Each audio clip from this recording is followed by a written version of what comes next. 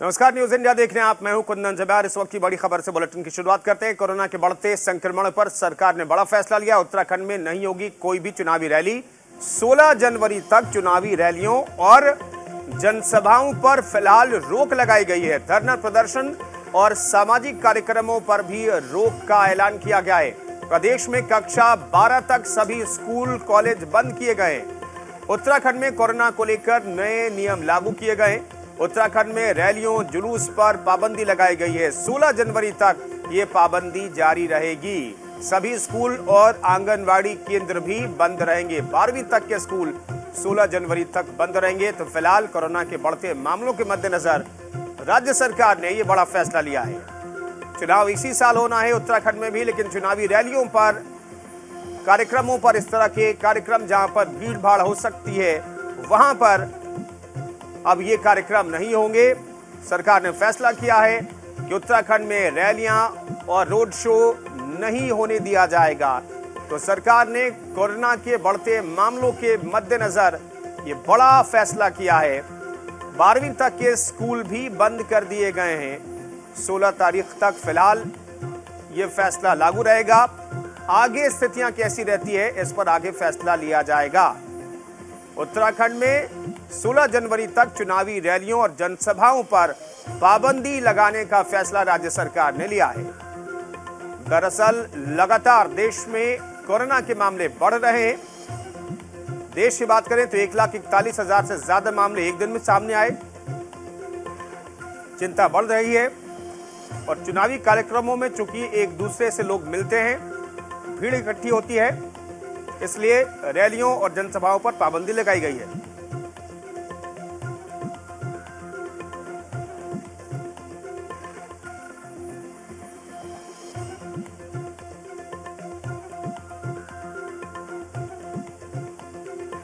तो कोरोना को लेकर सरकार ने कड़े नियम लागू किए हैं।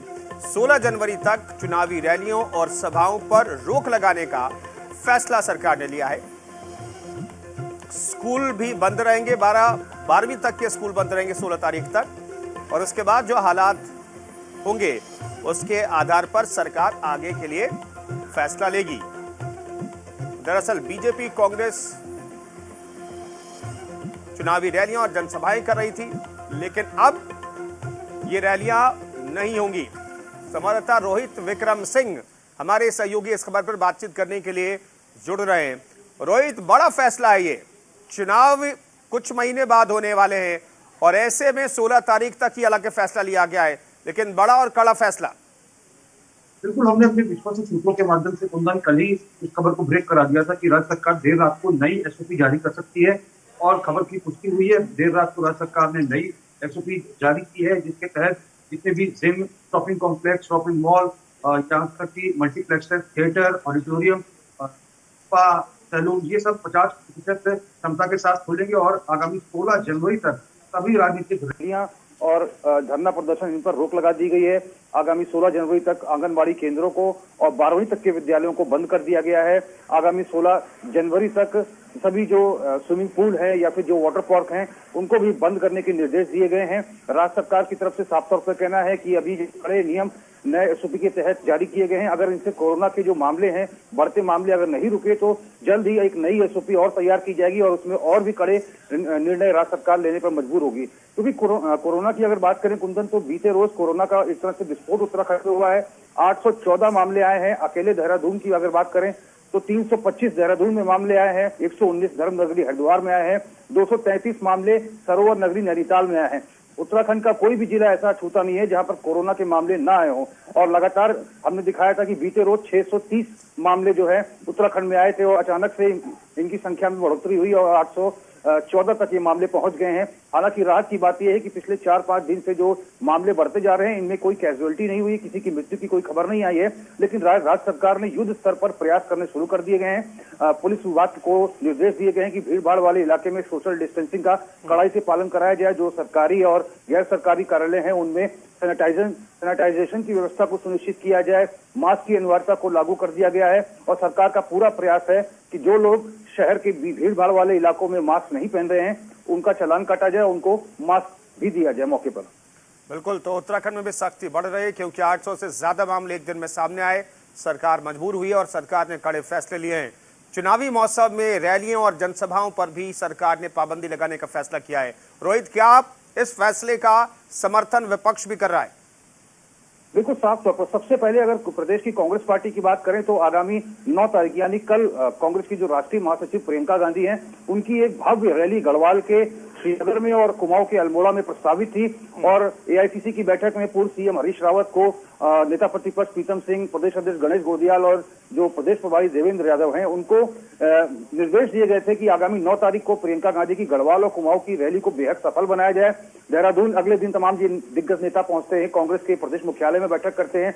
तमाम पदाधिकारियों को निर्देश दिया जाता है कि इस रैली में लाखों की संख्या में भीड़ जुटनी चाहिए। लेकिन देर शाम को प्रियंका गांधी का ट्वीट आता है और वो मना कर देती हैं कि कोरोना के मामले जिस तरह से देहरादून और पूरे प्रदेश में, उत्तराखंड में बढ़ रहे हैं, अब वो ये रैली नहीं करेंगी। और इसकी पुष्टि जो है कांग्रेस के प्रदेश अध्यक्ष गणेश गोदियाल ने की है। उन्होंने कहा है कि कोरोना के बढ़ते मामलों को देखते हुए प्रियंका गांधी ने अपनी रैली को रद्द कर दिया है और कांग्रेस सभी राजनीतिक दलों से अपील करती है कि वो भी अपनी जनसभाएं और रैलियां रद्द करें। तो साफ तौर पर इसकी पहल विपक्षी दल कांग्रेस ने की है। भारतीय जनता पार्टी की तरफ से भी बीते रोज हमने देखा था कि मुख्यमंत्री पुष्कर सिंह धामी ने अपने विधानसभा क्षेत्र खटीमा से वर्चुअल माध्यम से प्रदेश की सभी 70 विधानसभाओं में जनता से वो रूबरू हुए थे। तमाम जो जनप्रतिनिधि हैं उनसे रूबरू हुए थे। तो सभी राजनीतिक दल कड़ाई से कोविड प्रोटोकॉल का पालन कर रहे हैं। जी रोहित, बने रहिए, दोबारा लौटेंगे आपके पास। तो 16 तारीख तक उत्तराखंड में किसी तरह की रैली, किसी तरह की जनसभा नहीं होगी। एक और बड़ी खबर आपको बताते हैं, कोरोना के बढ़ते मामलों को लेकर प्रशासन सख्त है। डीएम और एसएसपी ने संभाल लिए कमान।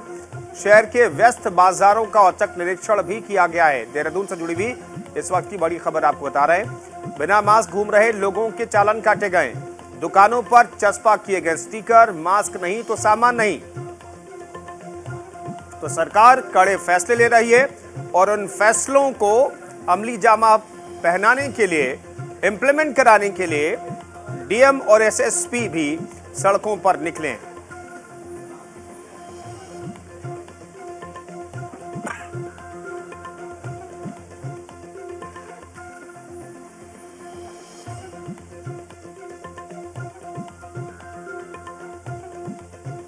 इसमें एम ये रहेगा कि लोग जो है कोविड अप्रोप्रिएट बिहेवियर फॉलो करें, मास्क पहने। और हमने व्यापारी भाइयों के साथ यहाँ पलटन बाजार के जितने भी जो व्यापार मंडल है और डिस्ट्रिक्ट में जितने भी दूसरे व्यापार मंडल हैं, उन सब के साथ हमने आज मीटिंग की और उनसे ये अनुरोध किया कि आप किसी को भी, किसी ऐसे व्यक्ति को एंट्री ना दें अपने दुकान में जो बिना मास्क पहने आए। कोई भी बिना मास्क के अगर दिखता है तो उसका कड़ाई से हम चालान करेंगे और सोशल डिस्टेंसिंग जिस दुकानदार या दुकान में नहीं फॉलो हो रहा होगा तो उसका भी हम चालान करेंगे प्रथम बार। अगर फिर भी ज़रूरत पड़ती है और इस तरीके से दोबारा पुनरावृत्ति होती है तो उनके खिलाफ फिर पुलिस एक्ट की कार्रवाई और मुकदमे भी तो अगर आपने नियमों का पालन नहीं किया तो आपको फाइन भरना पड़ेगा। प्रशासन सख्ती दिखा रहा है। रोहित विक्रम सिंह का एक बार फिर से रुख करते हैं, हमारे सहयोगी देहरादून से जुड़ रहे हैं। रोहित, हमें यह बताइए कि एक तरफ तो स्ट्रैटेजिकली फैसले सरकार ले रही है कि कड़े नियम लागू किए गए, लेकिन इसके साथ ही अगर आपने इसे फॉलो नहीं किया तो फिर आप पर कार्रवाई भी की जाएगी। एसएसपी और डीएम खुद सड़कों पर निकले। बिल्कुल कुंदन, राज्य सरकार की तरफ से तमाम जो प्रशासनिक अधिकारी हैं और तमाम जो पुलिस प्रशासन के अधिकारी हैं उनको वर्चुअल माध्यम से संदेश दिया गया है मुख्यमंत्री के द्वारा, जिसके तहत देहरादून के जो जिलाधिकारी हैं डॉक्टर आर राजेश कुमार और एसएसपी जन्मेजय खंडूरी ये मौके पर उतरे। देहरादून के जो सबसे व्यस्त इलाके हैं घंटागढ़ से लेकर जो पलटन बाजार जो कि मुख्य बाजार है देहरादून का, वहां पर इन लोगों ने दौरा किया और करीब 167 लोगों के मौके पर चालान किए।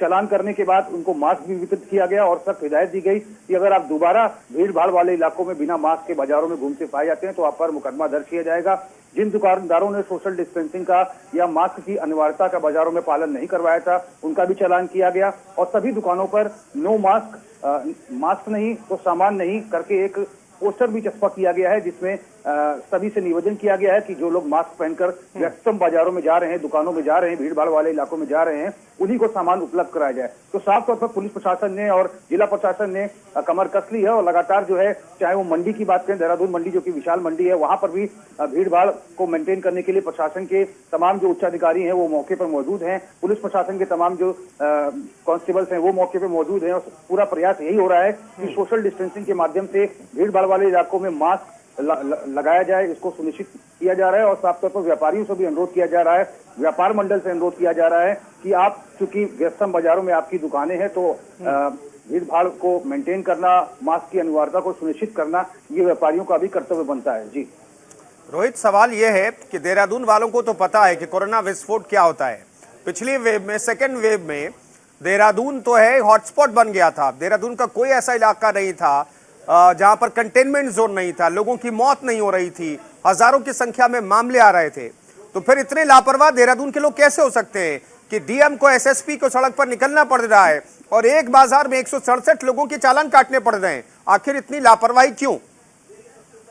जी देखिए कुंदन, चूंकि देहरादून जो है एक तरह से पर्यटन नगरी है, देहरादून से कुछ किलोमीटर आगे मसूरी पड़ता है और ये एक तरह से शिक्षा का हब भी कहा जाता है। तो बहुतायत संख्या में यहाँ पर ऐसे विद्यार्थी हैं जो टीनेजर्स होते हैं, जो थोड़े कम समझ के होते हैं और परिपक्व नहीं होते, लिहाजा ये लोग शाम को अमूमन अपने हॉस्टल से घूमने निकल जाते हैं। और देहरादून की जो जनता है ये भी शाम को घूमने की आदी होती है। देहरादून में तमाम ऐसी दुकानें हैं जो देर रात तक खुली रहती हैं। कुछ लोग बिल्कुल रोक रहा हूं मैं, एक बड़ी खबर है आपको बताते हैं। बड़ी खबर है चुनाव से जुड़ी हुई। इस वक्त की बड़ी खबर है, उत्तराखंड समेत 5 राज्यों में चुनाव तारीखों का आज ऐलान हो सकता है। आज 3:30 बजे चुनाव आयोग की प्रेस कॉन्फ्रेंस होने वाली है। आज चुनाव आयोग तारीखों का ऐलान कर सकता है। तो इस वक्त की बड़ी खबर हम आपको बता रहे हैं, 5 राज्यों में होने वाले चुनाव की तारीखों का ऐलान आज चुनाव आयोग की तरफ से किया जा सकता है, क्योंकि प्रेस कॉन्फ्रेंस 3:30 बजे होने वाली है। तो चुनाव की तारीखें क्या होंगी, ये उम्मीद की जा रही है कि आज 3:30 बजे, दोपहर 3:30 बजे तारीखों का ऐलान चुनाव आयोग की तरफ से किया जा सकता है। उत्तराखंड में भी इसी साल चुनाव होने वाले कुछ महीनों में, तो तारीखें क्या रहेंगी इस पर सभी की नजर है।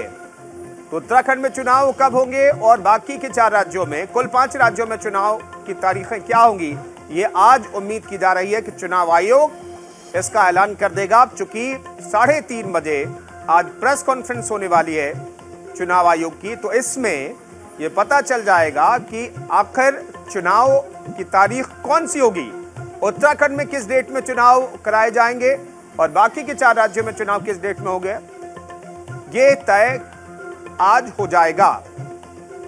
उम्मीद की जा रही है कि चुनाव आयोग अपने प्रेस कॉन्फ्रेंस में तारीखों का ऐलान कर सकता है। तो इस वक्त की बड़ी खबर आपको बता रहे हैं, इसी साल 5 राज्यों में चुनाव होने हैं।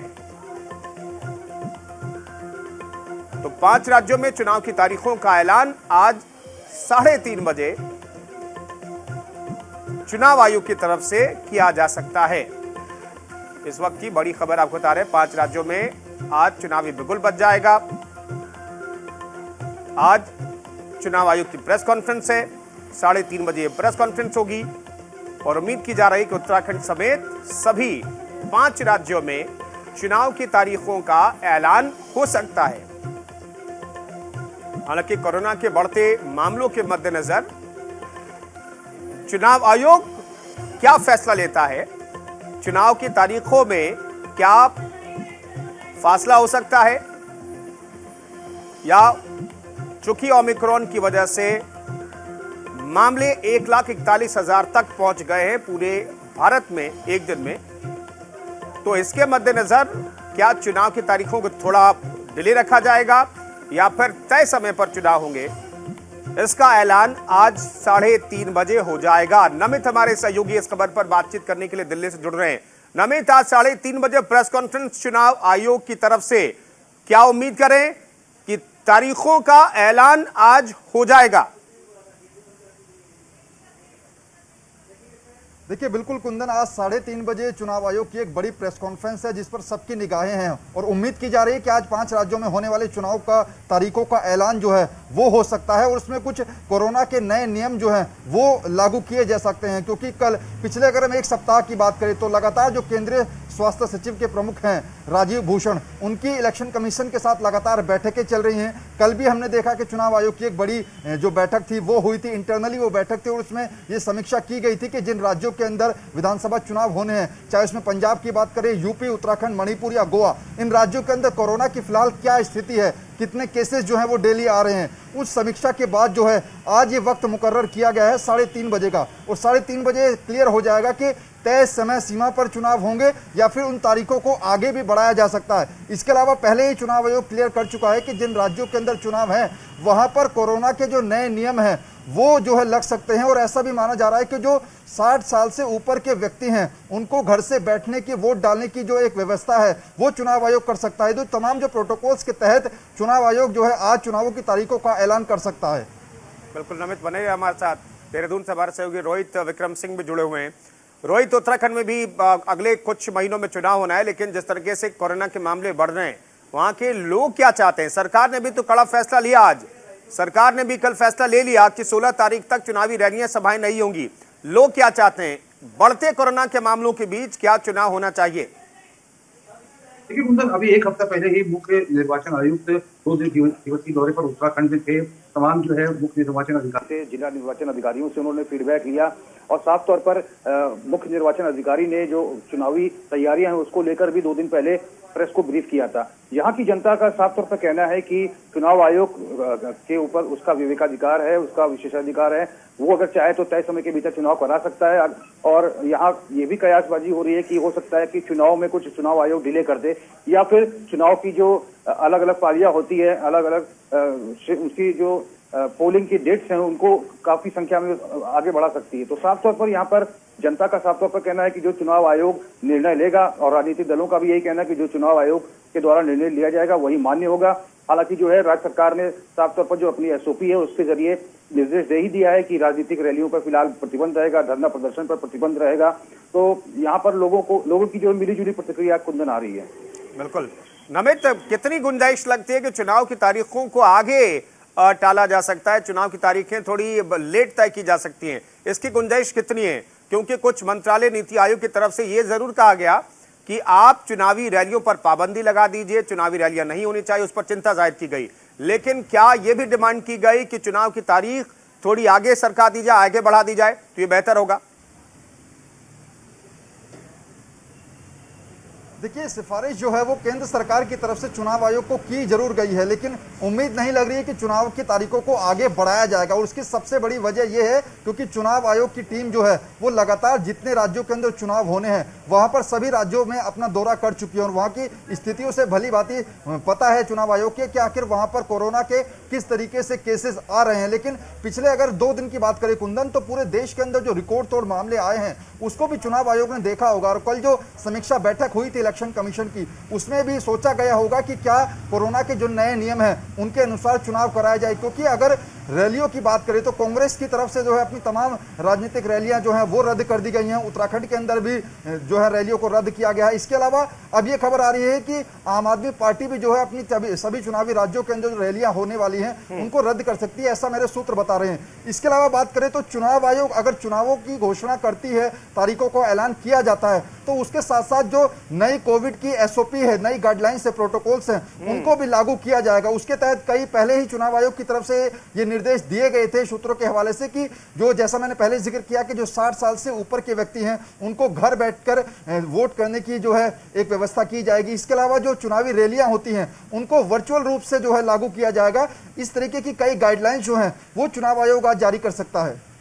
बिल्कुल नमित, यही बड़ा सवाल है कि चुनाव आयोग जब तारीखों का ऐलान करेगा तो चुनाव प्रचार किस मोड में हो, राजनीतिक दल किस मोड में चुनाव प्रचार करें, यह तय करना बेहद जरूरी है। क्योंकि हमने पश्चिम बंगाल चुनाव में देखा था, डेल्टा वेरिएंट का जब कैद भारत में भी था तो उस दौरान पश्चिम बंगाल में चुनाव प्रचार हो रहे थे। जब मामले बढ़े तो आखिरी फेज के कुछ दिनों में चुनाव आयोग ने पाबंदियां लगाई, सख्ती दिखाई, जिसका असर भी देखने को मिला था। तो क्या हम कहें कि चूंकि राजनीतिक दल भी स्वतः ये कोशिश कर रहे हैं, जैसे उत्तराखंड में भी कड़े फैसले लिए गए, उत्तर प्रदेश में भी कांग्रेस ने फैसला किया कि चुनावी रैलियां जो है वो नहीं की जाएंगी, तो क्या यह माना जाए कि चुनाव आयोग भी कड़े नियम कायदे कानून तय करेगा और उसी के जरिए इस बार 5 राज्यों में चुनाव कराए जाएंगे? देखिए बिल्कुल, अगर हम बात करें कुंदन, तो चुनाव आयोग के सामने एक चुनौती होगा, क्योंकि अगर हम कोविड की दूसरी लहर की बात करें तो उस दौरान आपको याद होगा कि बंगाल के अंदर विधानसभा चुनाव हुए थे, इसके अलावा उत्तर प्रदेश के अंदर पंचायती चुनाव भी हुए थे, और उस दौरान हमने देखा था कि तमाम राजनीतिक पार्टियों के बड़े लीडर्स जो थे वो चुनाव प्रचार के अंदर गए थे, चाहे उत्तर प्रदेश की बात करें या फिर बंगाल की बात करें। बंगाल के अंदर तो बीजेपी के तमाम बड़े दिग्गज मंत्री जो थे वो चुनाव प्रचार में उतरे थे, और उसके बाद हमने देखा था किस तरीके से कोरोना की लहर जो है वो बेकाबू हो गई थी रफ्तार, दिल्ली की बात करें या फिर बंगाल की बात करें। तो ये तमाम जो सिचुएशन है वो चुनाव आयोग को पता है, चुनाव आयोग ने एक कंडीशन देखी है। तो ऐसे में अगर चुनावों की तारीखों का ऐलान होता है तो सबकी निगाहें इस पर भी टिकी रहेंगी कि आखिर जो प्रचार प्रसार होगा तमाम राज्यों के अंदर, उस पर चुनाव आयोग क्या कोई नई गाइडलाइंस लेकर आएगा, और जो गाइडलाइंस लेकर आएगा उससे तमाम जो राजनीतिक पार्टियां हैं वो कितनी सहमत होंगी। बिल्कुल, ये बड़ा सवाल है। उत्तराखंड को लेकर के क्या सहमत पार्टियां होंगी? रोहित बताइए। अब कांग्रेस ने भी इस पर तो हामी भर दी है, क्योंकि प्रियंका गांधी के भी कार्यक्रम तय किए गए थे, रैलियां तय की गई थी, उसे पहले कैंसिल कर दिया गया।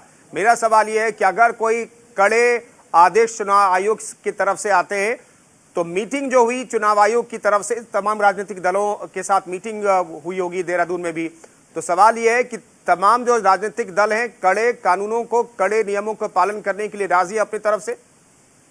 बिल्कुल कुंदन, राजनीतिक दलों की ओर से अगर हम बात करें तो अभी 3 जनवरी को ही अरविंद केजरीवाल, जो कि दिल्ली के मुख्यमंत्री हैं, आम आदमी पार्टी के राष्ट्रीय संयोजक हैं, उनकी एक भव्य रैली होती है देहरादून के परेड ग्राउंड में। रैली के बाद जब वो 4 तारीख को दिल्ली पहुंचते हैं तो ये पता चलता है कि वो कोविड पॉजिटिव हो गए हैं। लिहाजा वो उत्तराखंड के जो तमाम बड़े नेता आम आदमी पार्टी हैं उनको फोन करके या ट्वीट करके कहते हैं कि मेरे संपर्क में जो भी बड़े नेता या फिर नेता आए हो वो अपने आप को आइसोलेट कर ले। लिहाजा इस समय आम आदमी पार्टी के उत्तराखंड के जो बड़े नेता हैं आइसोलेशन में हैं। तो साफ तौर पर इसी को देखते हुए कांग्रेस की जो राष्ट्रीय महासचिव हैं प्रियंका गांधी, उन्होंने ये भी ध्यान दिया कि भाई उत्तराखंड में जिस तरह से केसेस लगातार बढ़ते जा रहे हैं और आम आदमी पार्टी की रैली के बाद अरविंद केजरीवाल खुद कोविड पॉजिटिव हो गए, इसको लेकर जो कल होने वाली रैली अल्मोड़ा में होने वाली रैली है और गढ़वाल के श्रीनगर में होने वाली जो रैली थी प्रियंका गांधी की, उसको रद्द कर दिया गया। और कांग्रेस के प्रदेश अध्यक्ष के द्वारा सभी राजनीतिक दलों से कहा गया है कि हमने रैली रद्द कर दी है, लिहाजा भारतीय जनता पार्टी, आम आदमी पार्टी भी अपनी सभी प्रस्तावित रैलियों को रद्द कर दे। हालांकि इस पर सभी राजनीतिक जो दल हैं वो सहमत हैं और इसी को लेकर मुख्यमंत्री ने बीते रोज खटीमा से ही सभी 70 विधानसभा क्षेत्रों के लिए वर्चुअल माध्यम से जनता से संवाद किया, जनप्रतिनिधियों से संवाद किया। तो चुनाव आयोग के निर्णय पर अब सबकी निगाहें होंगी। अब शाम को 3:30 बजे जो ये बैठक होगी उसमें चुनाव आयोग क्या डेट्स को अब चुनाव के आगे खिसकाता है या फिर कितने चरणों में चुनाव कराता है, ये देखने वाली बात होगी कुंदन। बिल्कुल नमित, अब ये जानना बेहद जरूरी है कि क्या जिन राज्यों में एक फेज में चुनाव करा लिए जाते थे वहां पर भी कई फेजों को फेजेस तय किए जाएंगे ताकि भीड़ भाड़ एक जगह पर कम हो और प्रशासन के पास भी सख्ती से नियमों को पालन कराने के लिए सुरक्षा बल और अधिकारी मौजूद रहें?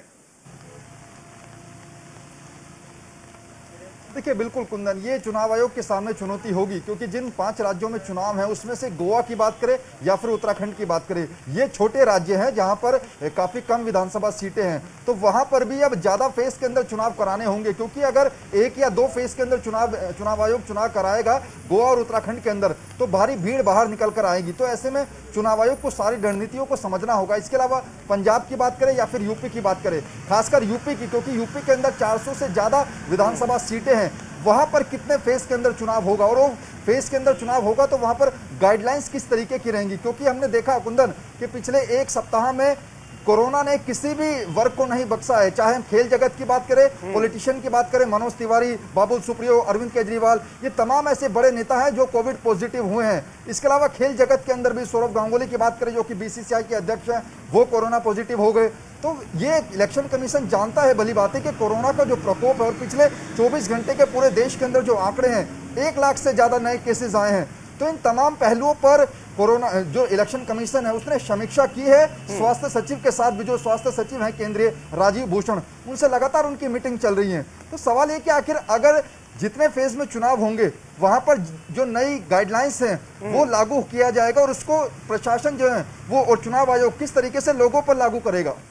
बिल्कुल, तो इसके लिए थोड़ा इंतजार करना पड़ेगा। आज दोपहर 3:30 बजे चुनाव आयोग की प्रेस कॉन्फ्रेंस है, उसमें किस तरह का ऐलान होता है, चुनाव की तारीखें तय की जाएंगी आज या फिर चुनाव को आगे के लिए खिसकाया जा सकता है, इस पर न्यूज इंडिया की भी नजर बनी रहेगी। तमाम सहयोगी हमारे साथ जुड़े हुए हैं।